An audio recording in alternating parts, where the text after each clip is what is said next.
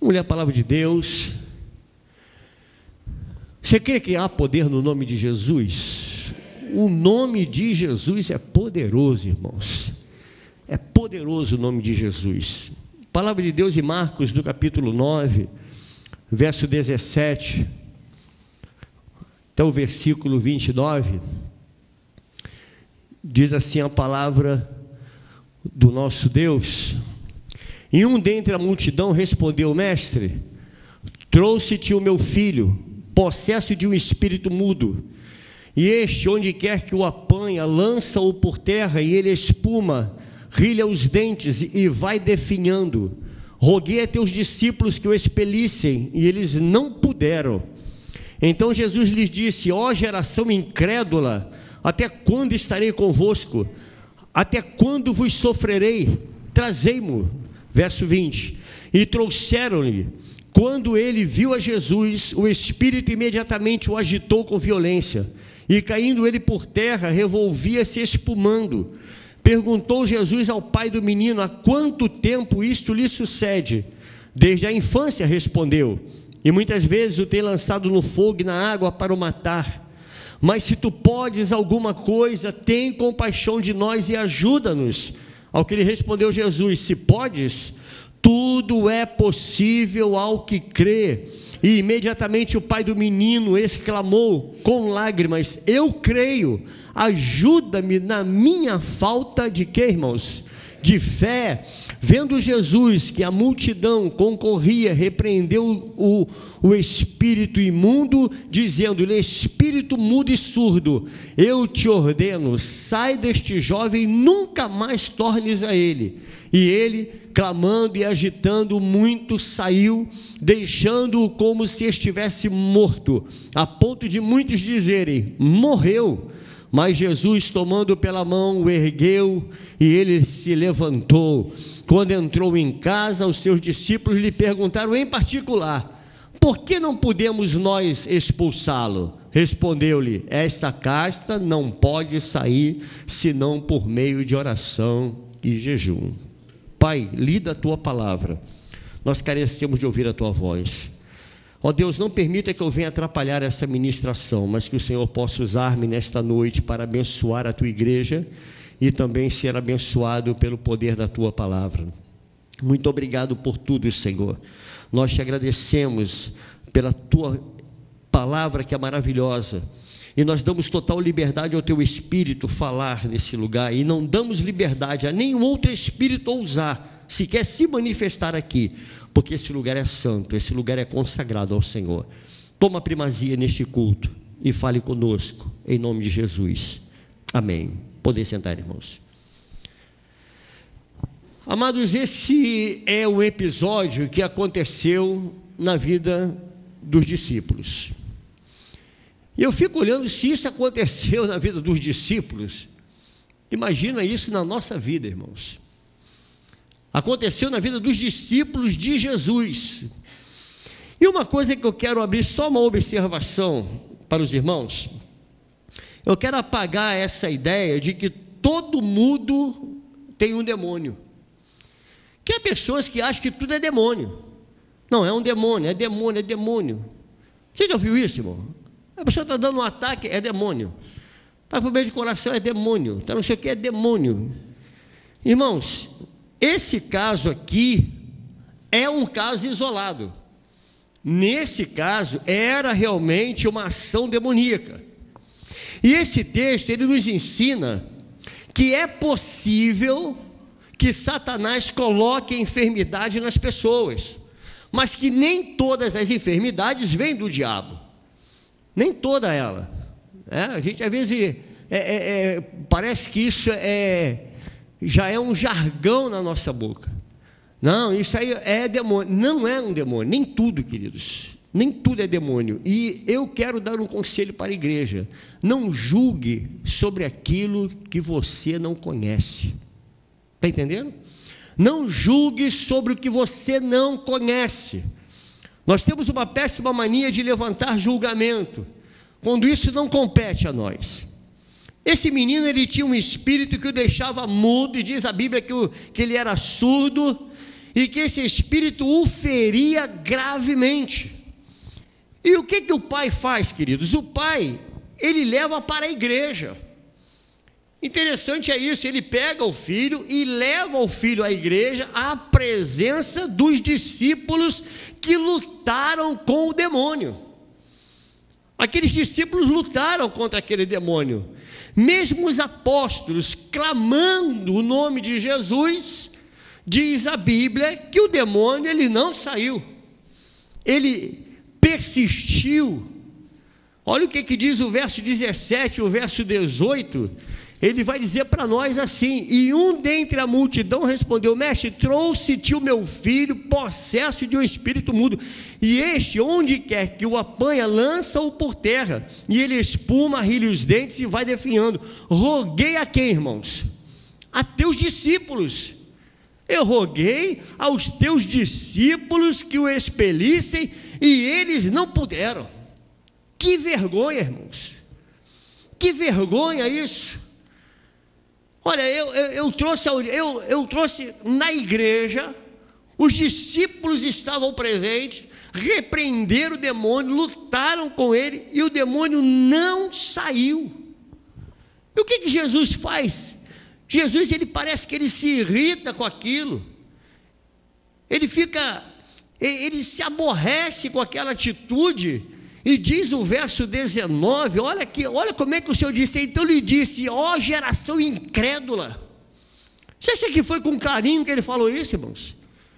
Ó filhinhos, vocês precisam crer mais. Eu não acredito que foi assim. Vocês são incrédulos, ó geração incrédula, até quando eu vou ter que suportar vocês? Até quando? Vocês são incrédulos, foi o que o Senhor disse. Até quando vos sofrerei? Trazei-me, ou seja, traga-me esse endemoniado, traga-me esse jovem.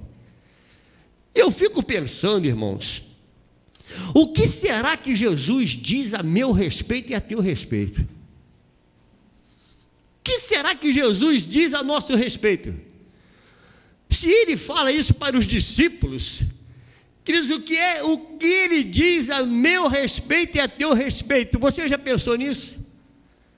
Porque muitas vezes nós nos julgamos o cara, nós nos julgamos um nota 10, e muitas das vezes o Senhor está dizendo para mim e para você: você não é 10 coisa nenhuma, você é 0. E quantas vezes você se julga 0 e o Senhor está te dando 10? Quantas vezes nós desconhecemos, mas o Senhor sabe de todas as coisas. O Senhor sabe quem você é, o Senhor sabe quem eu sou.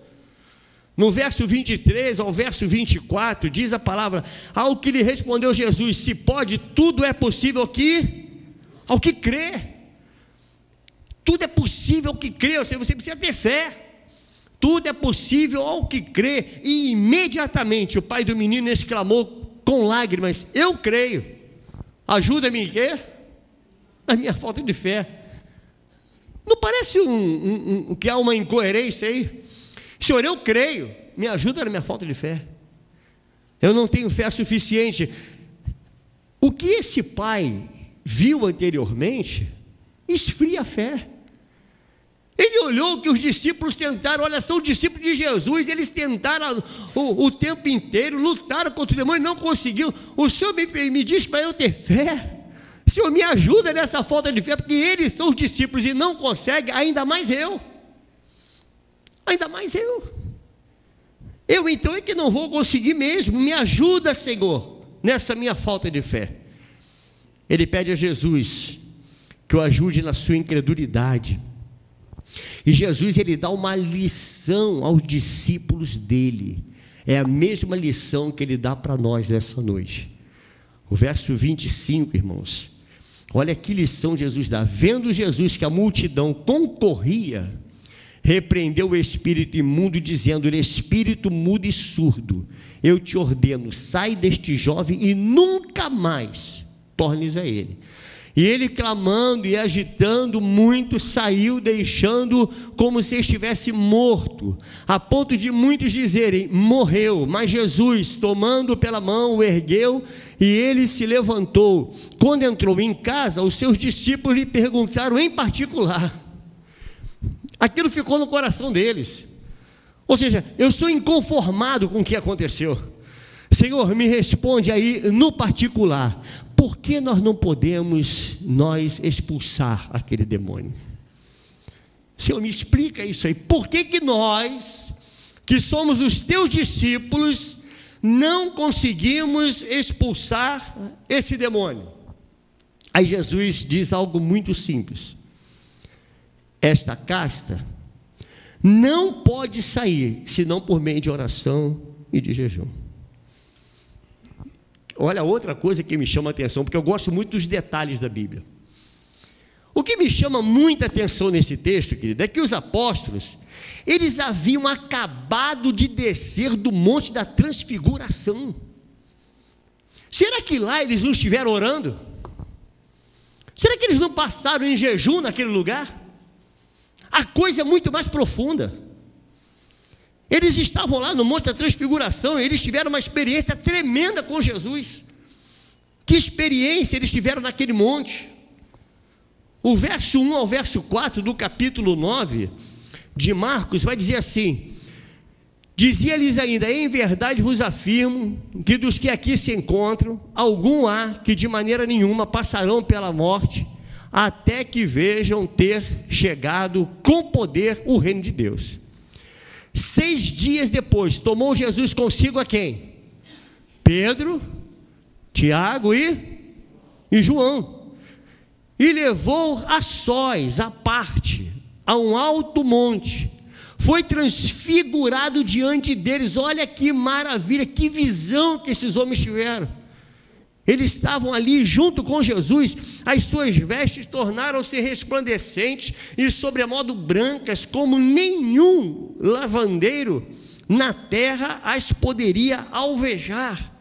Aí no verso 4, apareceu-lhes Elias com Moisés, e estavam falando com quem? Com Jesus. Eles foram privilegiados com a presença de Elias, com a presença de Moisés e com a presença do próprio Jesus.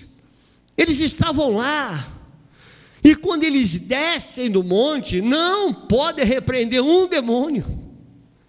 Olha que coisa, irmãos. Elias representa os profetas, a profecia. Moisés representando a lei. Então eles estavam ali diante das profecias e diante da lei. O verso 7 vai dizer para nós: a seguir veio uma nuvem que os envolveu, e dela uma voz que dizia: este é o meu filho amado, a ele ouvi. Que visão que eles tiveram, irmãos. Algo tremendo aconteceu naquele lugar, irmãos, e eles saem dali, parece que não houve absolutamente nada. A experiência foi tão maravilhosa que Pedro propôs a Jesus algo que era aparentemente fantástico. De tão maravilhosa que foi a visão, olha o que Pedro diz para Jesus. Então, no verso 5, então Pedro, tomando a palavra, disse: mestre, bom é estarmos aqui, e que façamos 3 tendas, uma será tua, outra para Moisés, outra para Elias, pois não sabia o que dizia, por estarem eles, o quê? Aterrados. Eles fazem uma proposta, que aparentemente a proposta era boa. Não, Senhor, está tão bom aqui em cima, vamos ficar por aqui mesmo. Vamos fazer 3 tendas. Eu faço uma para o Senhor, uma para Elias, outra para Moisés, nós vamos ficando por aqui. Amado, Jesus nos dá uma lição para mim e para você, igreja do Senhor. Jesus nos ensina que lugar de vivenciar a espiritualidade não é no monte. Lugar de você vivenciar a espiritualidade não é dentro da igreja. Não é dentro da igreja. Lugar de você vivenciar a espiritualidade é lá do lado de fora. É lá fora que você vai dizer quem você verdadeiramente é. Porque ser crente aqui dentro é mole. É fácil ou não é fácil? É fácil demais. Se você olhar para o lado aí, só tem cara de crente. Olha para o teu lado, tu vai dizer, meu Deus, esse cara é crente, essa mulher é crente. Mas aonde nós vamos vivenciar a espiritualidade é lá no meio da multidão. Porque do lado de fora, você é diferente daquilo que você é aqui dentro. Não, pastor, eu sou a mesma pessoa. Não é. Não é. Nós não somos a mesma pessoa do lado de dentro, a mesma pessoa do lado de fora. Não é. Vou lhe dar um exemplo disso. Você vai dirigindo, basta alguém lhe dar uma fechada. Você não vai dizer, aleluia, oh glória, terra que das núbias nas nébias. Não. Você não vai dizer isso, irmão. Aquele velho homem que está lá dentro de você, ele vai sair, depois que você falar meia dúzia, aí você, oh Jesus, fala até em línguas estranhas. Oh Jesus, Senhor, me perdoa, mas já foi. Por que já foi? Porque nós não somos a mesma pessoa. Aqui dentro ser crente é fácil. Aqui dentro é mole demais. A questão é do lado de fora. Está lá no monte com Jesus, com Elias, com Moisés, que maravilha, Senhor. Nós estamos na bênção, estamos no óleo. Em meio à multidão, eles foram envergonhados. Queridos, eu não sei como é que você vive em meio à multidão. Eu não sei como é que as pessoas veem você. Mas seja você autêntico. O que você é aqui dentro, seja lá fora. Seja a mesma pessoa. Não tenha duas caras. Seja o mesmo crente. Se você é crente aqui dentro, tem que ser crente lá fora. Se você é crente aqui dentro, você precisa ser crente quando alguém te dá uma fechada. Nós precisamos ser crente. Eu me incluo nesse pacotão aí, irmãos. Eu estou me incluindo no pacote, porque eu também dirijo todo dia. Eu estou lhe falando de direção, poderia ser outra coisa. Quando aquele ônibus que você pega, o motorista dá uma arrancada de leve, o que você fala? Oh, abençoado, glória a Deus, Deus abençoe tua família. É isso que você fala? Oh, abençoado, Jesus é bom, vou te dar uma Bíblia de presente. Homem de Deus. Homem de Deus. Não, certamente você não fala isso. Porque, querido, nós somos uma coisa aqui, nós somos outra lá. Não é assim que funciona. Quantas vezes nós tivemos experiência maravilhosa aqui no culto, irmãos? Quantas vezes você teve experiência maravilhosa ouvindo uma palavra? Quantas vezes você teve experiência maravilhosa com Jesus ouvindo louvor? O louvor te envolveu.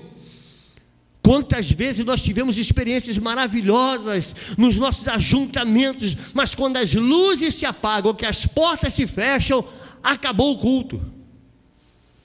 Acabou a igreja. Acabou o crente. O crente parece que ele fica aqui dentro. Parece que ele fica aqui. O novo homem, a nova criatura, ele fica aqui dentro. Porque quem sai lá fora é o velho homem. Falam em línguas, pulam, se agitam. Não é assim?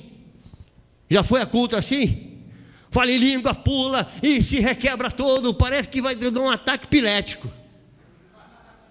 Mas quando acaba de falar em línguas, quando acaba de dar um ataque epilético, não sabe ler as línguas do filho adolescente. Não sabe ler a língua da esposa que chora. Não sabe ler a língua estranha do marido que sofre. Não consegue ler a língua do irmão que está ao lado. Não consegue discernir essa língua. Não consegue discernir a língua de uma lágrima que rola no rosto de um irmão. Nós estamos falando em línguas. Nós estamos nos sacudindo todos, como se isso fosse algo extraordinário. Como se isso fosse presença de Deus. E não é presença de Deus. Deixa eu falar uma coisa para você, igreja do Senhor, porque essa mensagem vai para a internet. Nós somos crentes, servo de Deus, nós não somos palhaço. Você entendeu isso, querido? Nós somos crentes, somos servo de Deus, nós não somos palhaço, nós não fomos chamados para fazer palhaçada. Nós não fomos chamados para estar aqui alegrando o auditório, não é isso. Então, quando você ouvir uma palavra, você diga: Senhor, eu quero que essa palavra ela gere na minha vida vida. Quero que ela gere em mim vida. Eu quero sair lá fora. Eu quero ser exatamente assim. Eu não quero ser envergonhado por um demôniozinho sem vergonha. Eu não quero ser envergonhado. Não sabe falar a língua do esposo, não sabe falar a língua da esposa, não sabe falar a língua do filho, do irmão, mas fale em línguas estranhas. Nada contra, irmãos. Nós somos pentecostais, amém? Nada contra. Nada contra. Nós só temos contra a chacrinha, ao auditório. Somente é isso. Consegue discernir a língua estranha, mas não sabe ler a lágrima que rola no rosto de alguém que sofre. As experiências com Jesus, elas vão sempre nos empurrar em direção ao próximo. As experiências com Jesus, ela vai sempre nos transportar em direção ao necessitado. Sempre. Você tem experiência aqui, você exerce lá fora. Você exerce misericórdia lá fora. O que nós aprendemos dentro do templo, nós temos que levar lá para fora.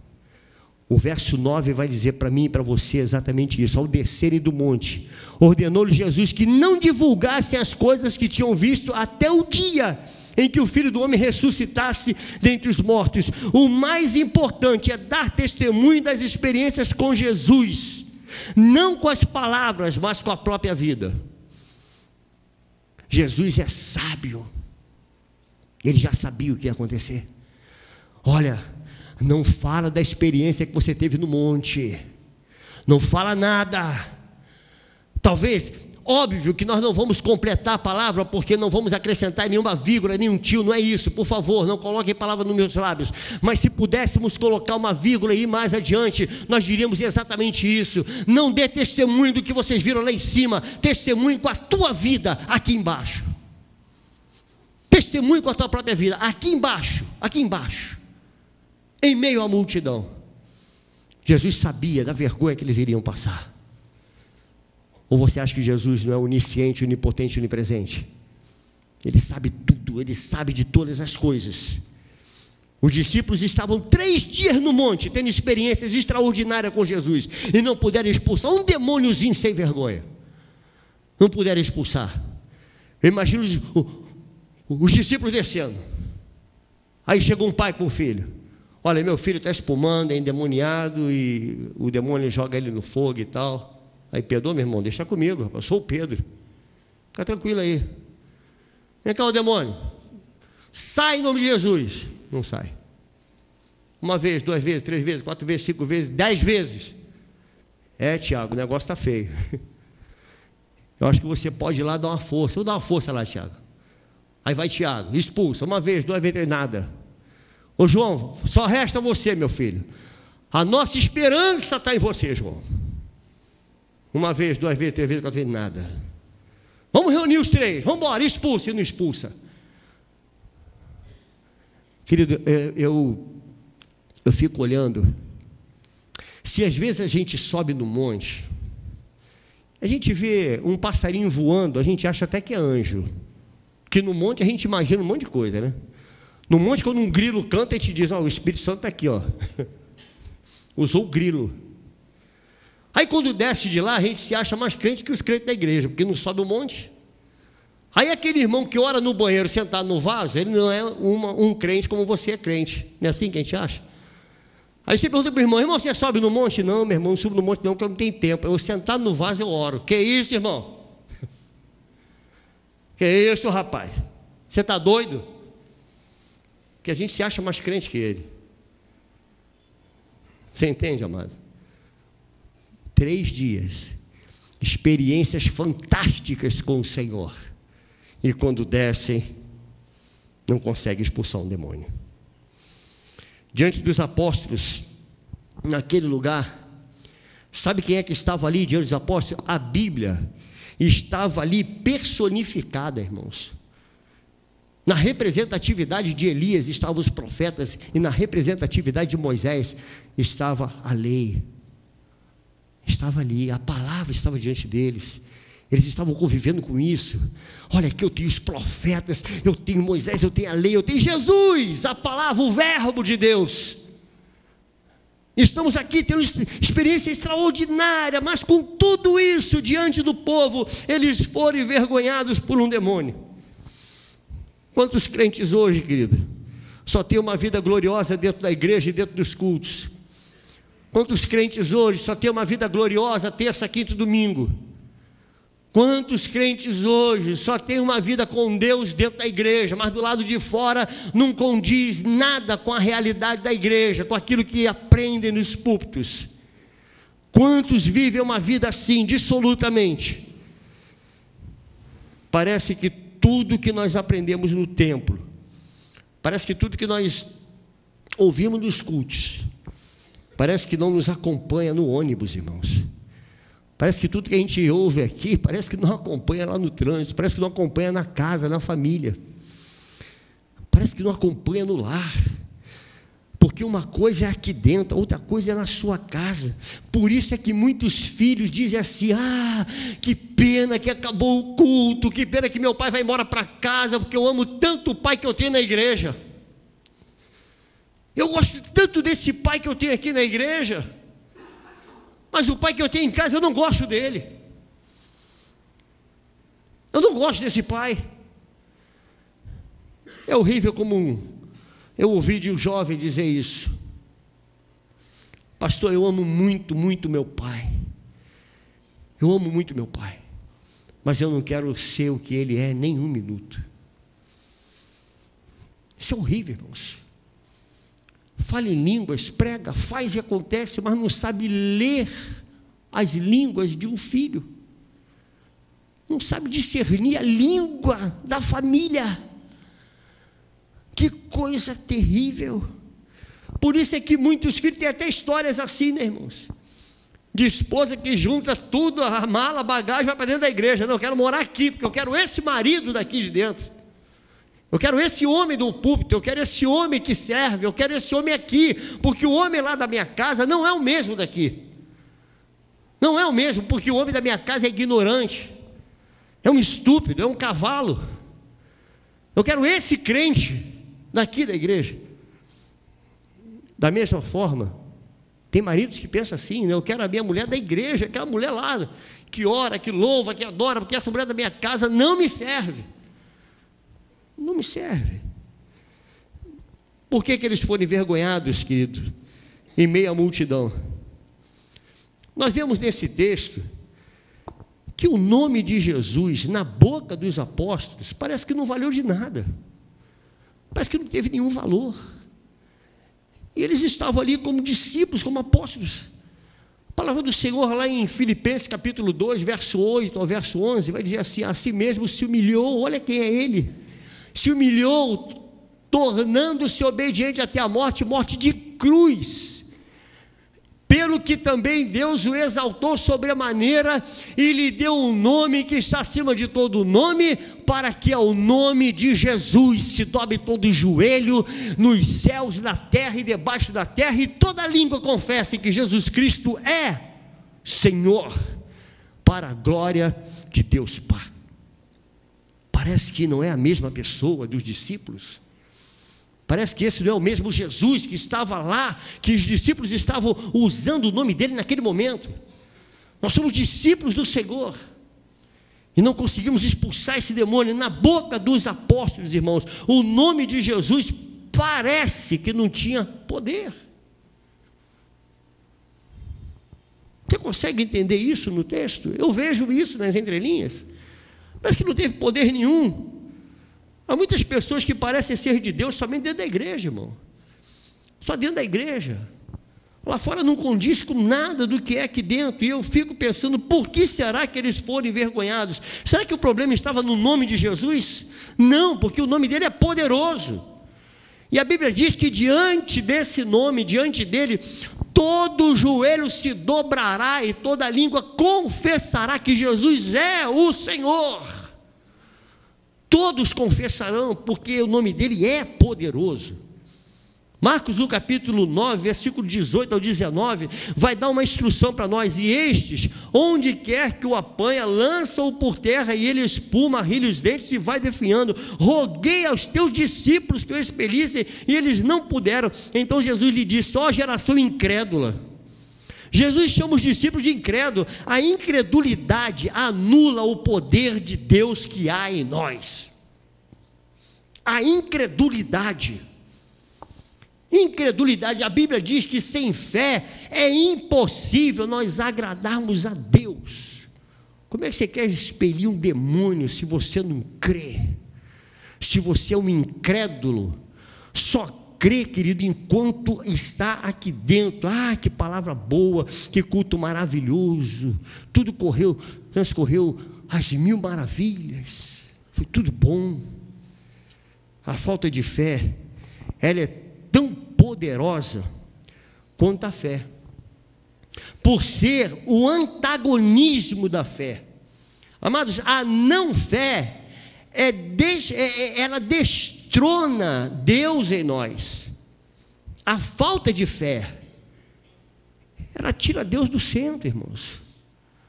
Você precisa crer. Aquele que se aproxima do Senhor, creia que Ele é Deus, creia que Ele é poderoso, creia que há poder no nome dEle.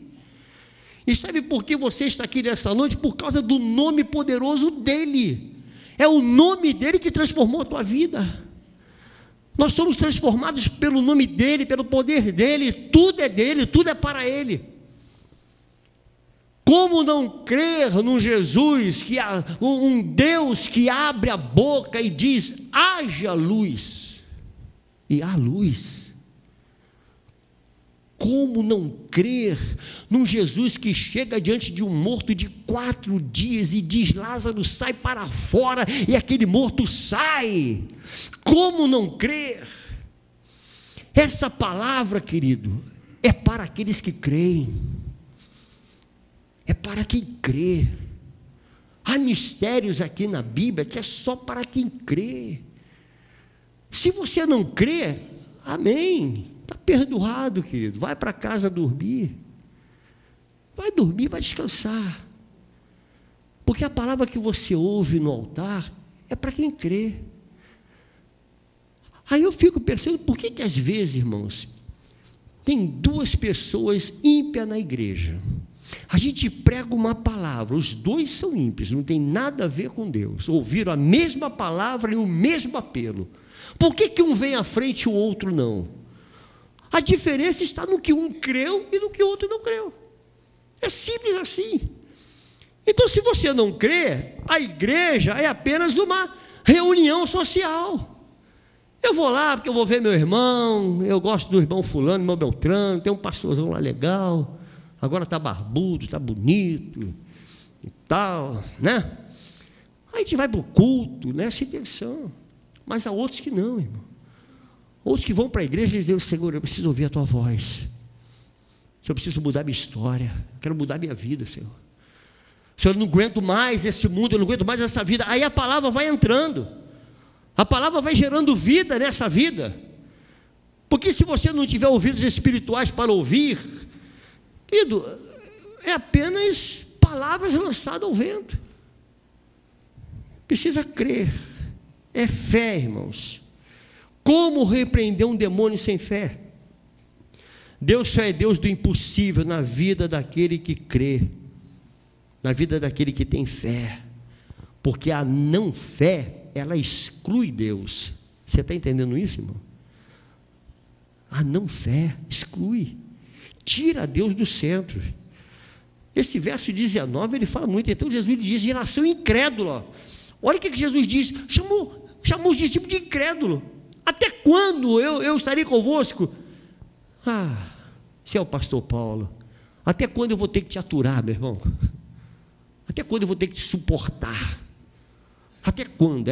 Nas entrelinhas dá a entender isso. Até quando? Até quando, geração incrédula? Até quando eu vou ficar aqui perdendo meu tempo com vocês? O problema, amado, não está no nome de Jesus, mas sim na incredulidade dos discípulos. As coisas não acontecem na nossa vida espiritual só porque nós frequentamos os cultos, não. As coisas não acontecem na nossa vida só porque nós somos membros de uma igreja, porque nós somos dizimistas fiéis. Não é assim que as coisas acontecem. As coisas acontecem porque nós cremos no Senhor ou não crê. Ou você crê ou você não crê. Se você crê, as coisas acontecem. Se você não crê, não acontece. Não vai acontecer. Eu estou lhe falando de vida espiritual, vida no Espírito. Eles desceram do monte das grandes experiências com Jesus. Eles estavam vazios, completamente vazios. Eu fico pensando nisso, irmão. A incredulidade impede o agir de Deus. Mateus, no capítulo 13, verso 54 ao verso 58, vai dizer para nós assim: leia comigo essa palavra. E chegando à sua terra, ensinava-os na sinagoga. O que mais, irmão? Dormiram. Acorda tu que dormes. A fé traz esperança. Já desponta um novo dia a seu favor. Amém. Amém, querido. Obrigado. De onde lhe vem... Espera aí, irmão. É pegadinha? E chegando à sua terra, ensinava-os na sinagoga, de tal sorte que se maravilhavam e diziam... O que eles diziam? De onde lhe vem esta sabedoria e estes poderes miraculosos? Não é este o filho do carpinteiro? Não se chama sua mãe Maria e seus irmãos Tiago, José, Simão e Judas? Não vivem entre nós todas as suas irmãs? De onde lhe vem, pois, tudo isto? E escandalizavam-se nele. Jesus, porém, lhes disse: não há profeta sem honra, senão na sua terra e na sua casa. Preste atenção nisso. E não fez ali muitos milagres. Por quê?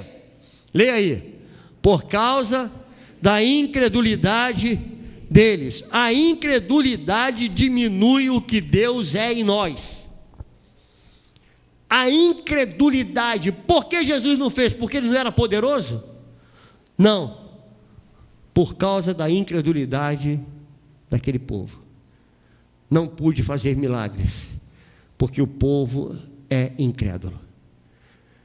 Portanto, querido, Jesus continua sendo o mesmo, o nome dele é poderoso para fazer infinitamente mais do que você pensa, do que você necessita. Ele pode fazer muito mais. Jesus respeita a nossa decisão de tê-lo ou não tê-lo como Deus. Jesus respeita isso. Jesus respeita se você crê ou não crê. Jesus respeita a sua fé. Diferente do diabo que mete o pé na porta e arromba. Jesus diz a palavra do Senhor: eis que estou à porta aí, bato. Se abrir, entrarei e cearei convosco. Né? Se abrir a porta, eu entrarei em sua casa e cearei com ele e ele comigo. Pronto. Mas eu estou à porta e bato.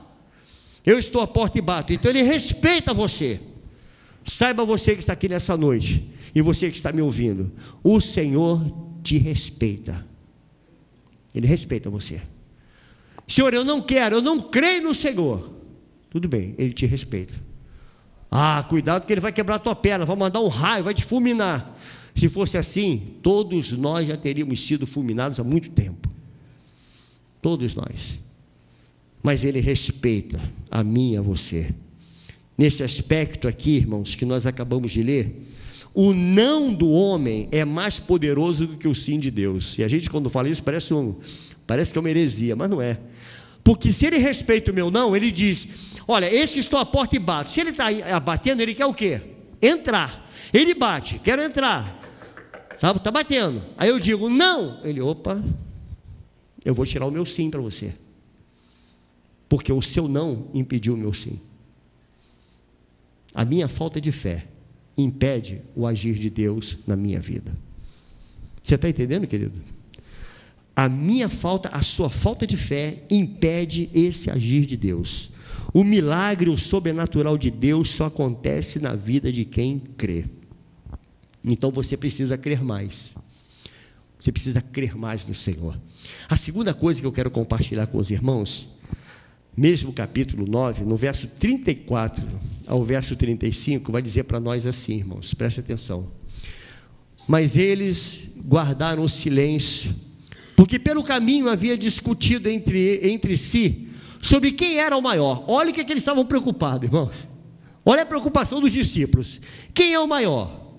E ele, assentando-se, chamou os 12 e lhe disse: se alguém quer ser o primeiro, será o quê?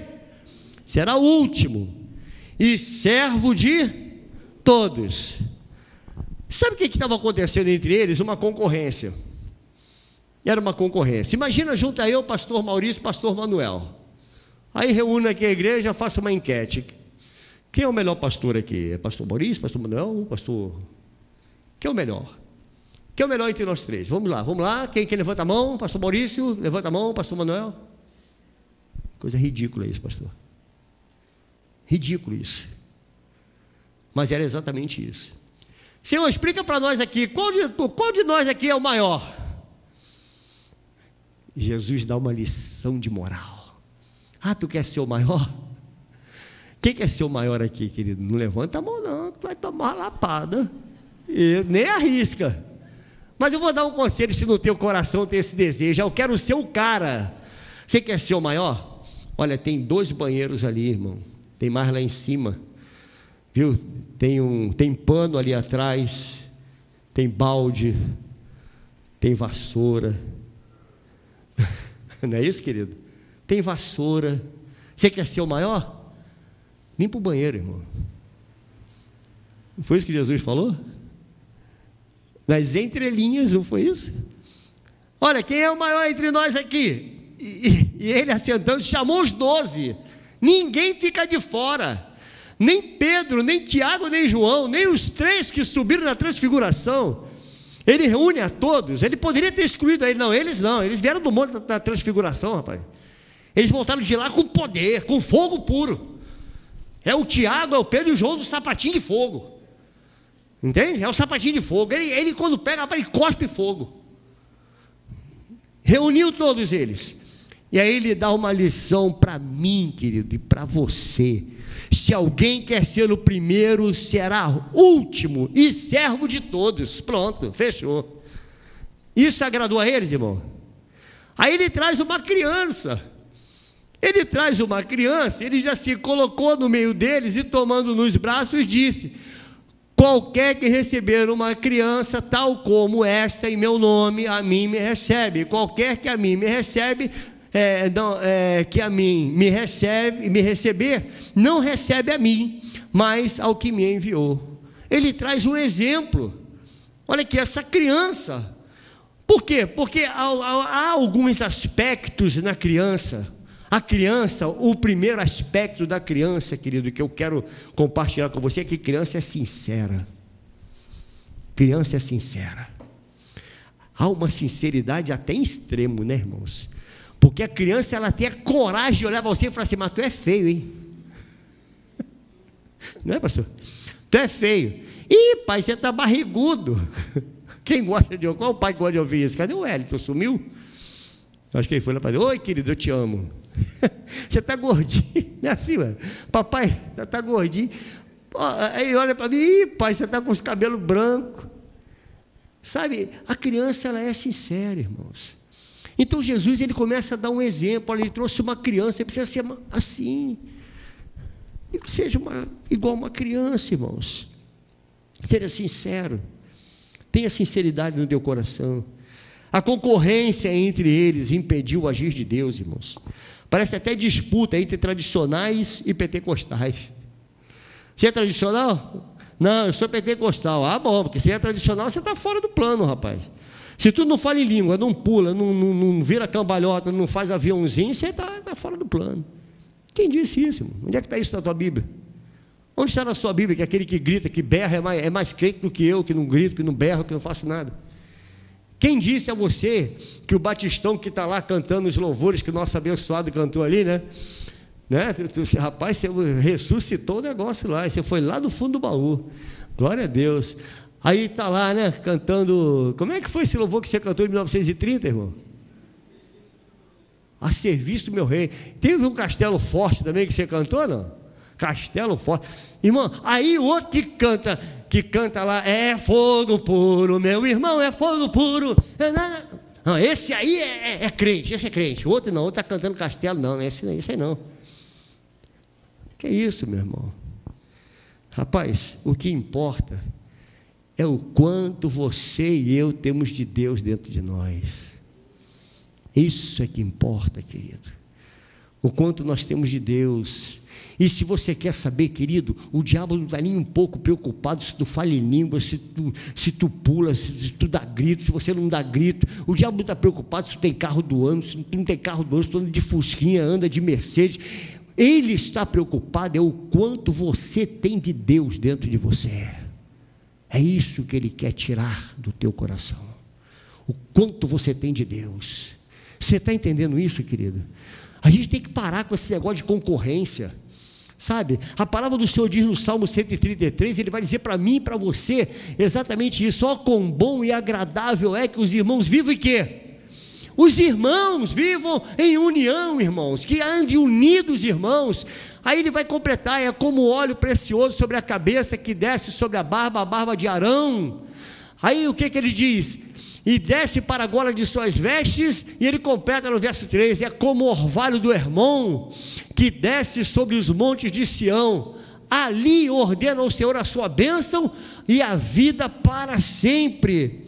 Sem união não há bênção do Senhor. O reino dividido, irmãos, ele é devastado. O reino dividido é devastado. Se não houver união entre nós, não há poder. Deus não age quando não há união. Como é que você quer expulsar um demônio, se você quer fazer concorrência comigo? Faz concorrência com o irmão que está ao seu lado. Não, quem é o melhor diácono aqui? Sou eu ou é fulano? Quem é o pior de todos os que tocam, ou o melhor de todos? Irmão, em nome de Jesus, toma vergonha, querido. Isso é horrível na igreja, isso é concorrência, o diabo entra exatamente aí nessa concorrência. Quantos homens tem lá, irmão? 128? Você já imaginou 128 brigando por concorrência? Irmão, o pastor Valdir tem 1,70 m, ele não vai segurar isso não. 1,70 m para segurar 128? Você entendeu? Pastor, qual é o melhor aqui? Quem é que o senhor acha que pode sair daqui mais tempo? Ah, toma vergonha, irmão. Fica quieto aí, vai fazer a vontade de Deus. Vai orar. Se você não puder, se as palavras dos teus lábios, a melhor palavra do teu lábio for o teu silêncio, usa ele. Usa o teu silêncio, irmão. Vai abençoar o teu irmão, abençoa o teu próximo, abençoa a presbiteriana, a congregacional, abençoa essas igrejas que as pessoas dizem, tem um pregador abençoado que chama de sorveteriana. O que é isso, irmão? Onde é que nós estamos? Nós somos a igreja de Cristo, a igreja do Senhor. Não é aquela placa denominacional que está ali fora não, irmão. A gente se engana muito com placa. Eu sou batista, eu sou, querido, lá em cima nós vamos ser igual um purê de batata, tudo misturado. Você entende? Tu já pensou, meu irmão, você pentecostal que dá um pulo de 2 metros, ficar do lado de um que você chamou de sorveteriano? Tu já pensou tu ficar do lado dele, lá grudado com ele, lá, a vida eterna, pastor, do lado do cara? Que Deus tenha misericórdia de nós. Deus não se impressiona com o nosso título, irmão. Deus não se impressiona com a nossa denominação. Deus não se impressiona com o teu coque. Deus não se impressiona com a tua perna cabeluda, minha irmã. Deus não se impressiona se você não raspa o teu braço. Você acha que Deus se impressiona com isso? Deus não se impressiona com nada disso. O que contamina o homem não é o que entra pela boca, mas sim aquilo que sai pela boca do homem. Isso é que contamina. Quando a gente fala mal do outro, está contaminando. Quando a gente abre essa concorrência desnecessária, só existe uma maneira de vencer a concorrência. Uma maneira, está aqui no verso 35. Está aqui, ó. E ele, assentando-se, chamou os 12, ele disse: se alguém quer ser o primeiro, seja o último, seja o servo. O maior no reino de Deus é o que serve. É o maior no reino de Deus. O Senhor Jesus, o próprio Senhor Jesus, o Rei dos Reis, ele veio para servir.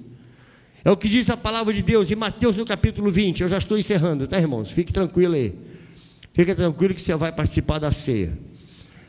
Fica calma aí. Mateus no capítulo 20, está aí?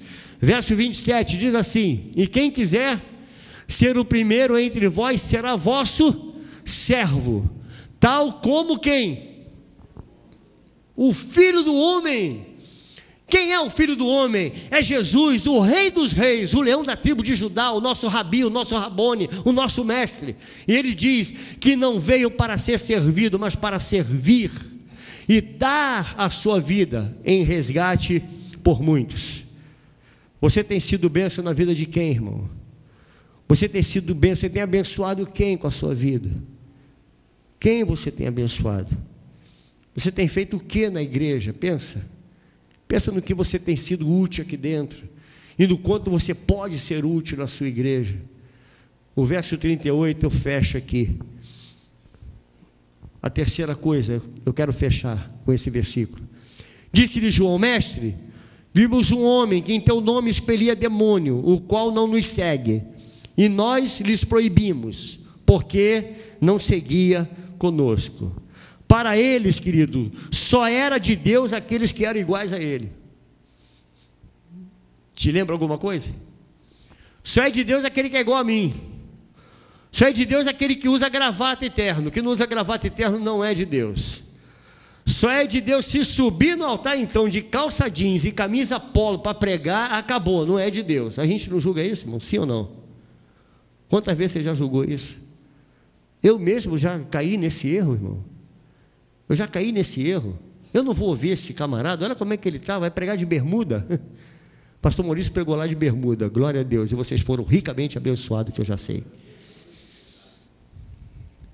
Porque se não for igual a mim, não, eles não são igual a nós. Como é que eles vão expulsar demônios se não são igual a nós?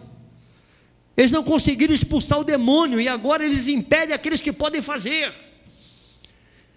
Por causa dessas manias, querido, esses evangeliqueis que nós usamos, a gente impede muita gente de fazer. Não, ele não pode fazer porque olha o jeito dele. Querido, quem julga é Deus. Deus conhece o coração de cada um de nós. Nós achamos que só é crente quem é igual a nós, quem fala igual a nós, quem se veste igual a nós. Aí a gente acha que é crente. Isso demonstra que eles não aceitavam aqueles que eram diferentes dele. Não, eu não tenho condições desse homem expulsar esse demônio. O sucesso do outro muitas vezes nos incomoda. Isso, irmão, isso gera inveja. Sabe, isso gera inveja até no nosso meio, por causa do sucesso do outro. Isso tem incomodado a muita gente. Nós precisamos buscar em Deus algo que a gente às vezes não tem orado por isso. Você precisa buscar maturidade em Deus. Pedir ao Senhor: Senhor, eu preciso crescer. Eu preciso crescer. Porque nós cremos no poder de Deus, nós cremos no nome de Jesus. Mas por que será que às vezes nós somos envergonhados, irmãos? O que você tem feito que você tem sido envergonhado? Pense nisso, é para nós pensarmos um pouco no que o Senhor ministrou ao nosso coração nessa noite. O que importa para Jesus não é o que você é, querido, mas sim o que você pode se tornar nele. Isso é que importa para o Senhor. Não é o que você é o que você pode ser daqui para frente. Então pensa no que você está fazendo com a sua vida espiritual. Você com Jesus pode mudar a história da sua casa. Você pode mudar a história da sua família. Basta você ter fé. Basta você saber fazer a leitura daqueles que estão no teu lar. Basta você ser exatamente parecido com Jesus, pelo menos parecido com Ele. Um homem que sabia ler, fazia a leitura na vida de uma prostituta, sabia ler a história daquela mulher, ao ponto dele falar: aonde estão os seus acusadores? Pois nem eu te acuso. Vá e não peques mais. Ele soube ler aquele coração, ele leu a história daquela mulher, querido. Jesus, ele sabe ler a história de um endemoniado. Ele sabe ler a história. Jesus sabe ler a tua história e a minha. Então nós precisamos aprender com Jesus a ler a história do irmão, a se compadecer e aprender a chorar com os que choram, a se alegrar com os que se alegram, como manda a palavra de Deus. Você com Jesus, você pode mudar a história da sua família. Eu repito, com Jesus você pode mudar a história da sua família. Você pode mudar o teu lar, você pode mudar o teu casamento, você pode mudar o teu relacionamento com o seu filho, com a sua filha, com seus pais. Você pode mudar essa história. Se você não buscar mudança em Deus, você vai continuar sendo esse crente sem expressão. Você vai continuar sendo esse crente que não tem, parece que nem crente é. Nós não nascemos em Cristo, querido, para sermos envergonhados pelo diabo. Ainda há tempo de mudar. Vamos colocar de pé. Há tempo de mudança. Você pode mudar. Eu quero orar por você, querido. Quero orar pela tua vida espiritual. Eu creio que essa noite eu estou falando para crente. Eu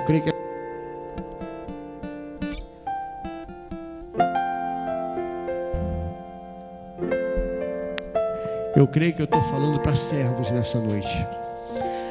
Mas mesmo assim eu quero dar oportunidade a você que entendeu essa palavra, a você que quer mudar a tua vida. Eu não conheço todos que aqui estão. Se você quer entregar a sua vida a Jesus, se render ao Senhor nessa noite, e você reconheceu: Senhor, eu preciso mudar a minha vida, eu preciso mudar a minha história, eu quero convidar você a levantar as suas mãos, que eu quero estar orando por você. Alguém aqui nessa noite que queira se render ao Senhor, entregar a sua vida a Jesus? Se há, levanta a sua mão, eu vou estar orando por você. Ah, pastor, mas eu nem vou poder ser membro dessa igreja. Eu não estou te convidando para ser membro de uma denominação, estou te convidando para ser crente. Crente em Cristo, se render a Ele. Alguém? Faça um gesto assim com a sua mão. Não? Está todo mundo feliz. Glória a Deus. Então coloca a mão no teu coração, que Ele está orando por você. Pai querido, abençoa teus filhos, Pai. Abençoa a tua igreja. Senhor, dá-nos, ó Deus, maturidade espiritual. Nos ajude a crescer, Senhor, a crescer ao ponto de nos tornarmos como criança, a crescer a estatura de uma criança, Pai. Porque assim o Senhor Jesus diz que aquele que não for como criança não herdará o reino dos céus. Então nos ajuda a ser como criança, Pai. Nós confiamos no Senhor, nós cremos que há poder no Teu nome, que o nome de Jesus, Ele é poderoso para fazer infinitamente mais do que pedimos, mais do que pensamos. Há poder no Teu nome, Senhor. Abençoa a Tua amada igreja, aqueles que se reúnem aqui nesse lugar, e que essa palavra ela venha frutificar nesses corações. Nós te agradecemos por tudo, em nome de Jesus. Amém. Enquanto nós louvamos, os irmãos estarão entregando a ceia. Você pegue a ceia e vamos cear juntos, em nome de Jesus. O nome de Jesus é poderoso. O nome de Jesus é sobre todos. Nome mais doce, nome mais lindo, nome sublime, é o nome de Jesus. O nome de Jesus levanta os mortos. O nome de Jesus sara os feridos. Nome mais santo, nome mais puro, nome bendito, é o nome de Jesus. Declara, querido, declara que o nome do Senhor é poderoso. O nome de Jesus é poderoso. O nome de Jesus é sobre todos. Nome mais doce, nome mais lindo, nome sublime, é o nome de Jesus. O nome de Jesus levanta os mortos. O nome de Jesus sará os feridos. Nome mais santo, nome mais puro, nome bendito, é o nome de Jesus.